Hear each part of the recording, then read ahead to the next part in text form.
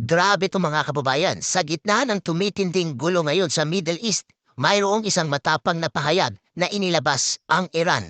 Handa raw silang ipagpatuloy ang digmaan kahit pa abutin ng 6 na buwan. Ayon kay Iranian military spokesperson Ali Muhammad Naini, ang sandatahang lakas ng Iran ay may sapat na kakayahan, armas at resources upang ipagpatuloy ang malawakang operasyon sa loob ng mahabang panahon. Dagdag pa niya, sa kasalukuyang digmaan ay gumamit pa lamang ang Iran ng una at ikalawang henerasyon ng kanilang mga missile. Ibig sabihin, mayroon pa silang mas advanced na mga sandata na maaari pang gamitin kung lalong lalala ang labanan. Sa parehong ulat, sinabi rin ng Iranian forces na nakapagtama na sila ng mahigit 200 target na konektado sa mga base ng Estados Unidos at Israel sa iba't ibang bahagi ng Middle East.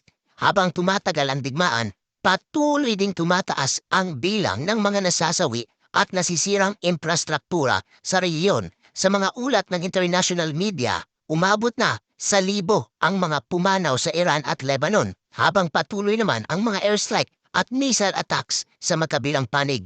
Dahil dito, maraming bansa ang nag-aalala na maaaring lumawak pa ang digmaan sa buong Middle East.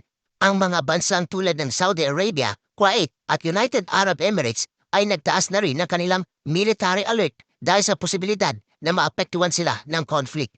Ngunit ayon sa mga geopolitical analyst, ang pahayag ng Iran na kaya nilang lumaban ng 6 na buwan ay maaaring bahagi rin ng psychological warfare, isang paraan upang ipakita sa mundo na hindi sila basta-basta susuko sa presyon ng Estados Unidos at Israel.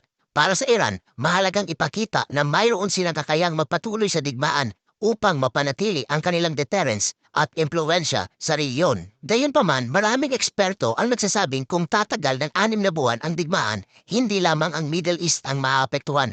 Posibleng maapektuhan din ang global economy, lalo na ang presyo ng langis at seguridad ng mga international shipping routes. Pero kung kayo po ang tatanungin mga kababayan, naniniwala ba kayong aabot sa 6 na buwan ang digmaang ito?